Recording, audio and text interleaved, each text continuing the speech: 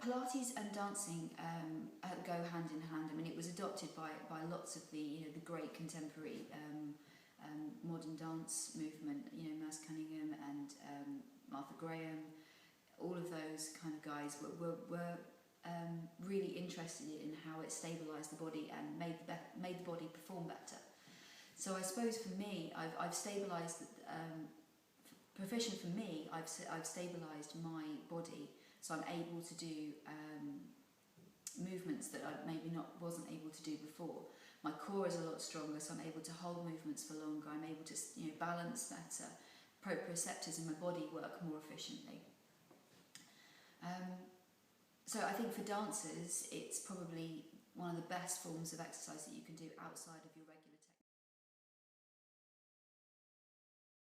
When we dance, we use so many different muscle groups, and when we're very young, a lot of places and a lot of dance training focuses on flexibility, but what we don't necessarily have is the strength to hold that leg in its full rotation and elevation. And what Pilates does is Pilates strengthens the muscles around the joint.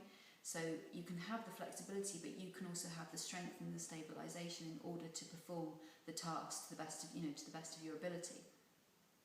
Pilates also helps to aid flexibility. So if as a dancer you aren't as flexible as somebody else in the class, over time you can see flexibility increasing.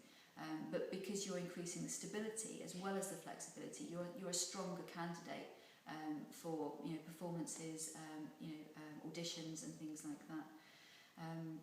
It helps to tone the body so you don't bulk, and with dancing you don't want to be a muscle builder and have huge guns.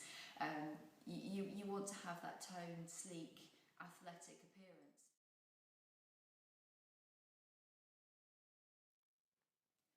I see a lot of people coming through the door with different injuries and problems that have been caused through either performance injuries or just lifestyle choices, really.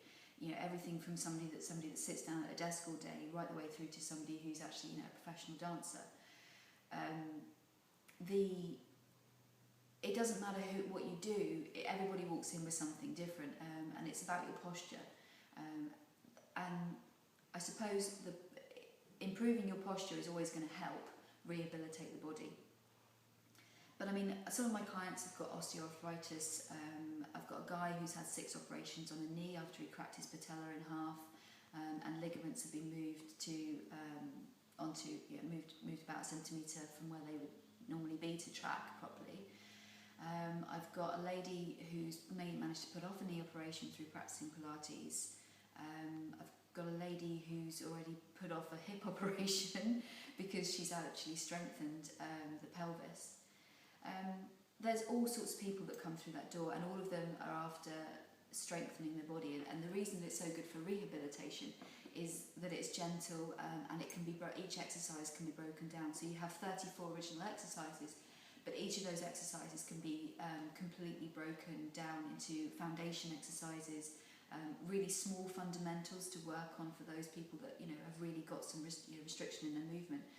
Or you can whack them straight up to more advanced exercises. So you've got somebody that's quite strong and you need to push them a little bit harder, then they're able to try and do the same exercise but in a different way.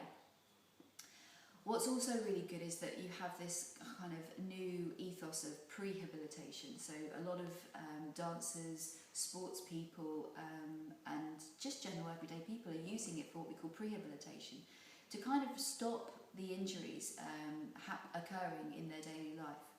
So I think for rehabilitation it's great, but if you can start doing it now and prevent those injuries, then prehabilitation is probably the best way to use Pilates.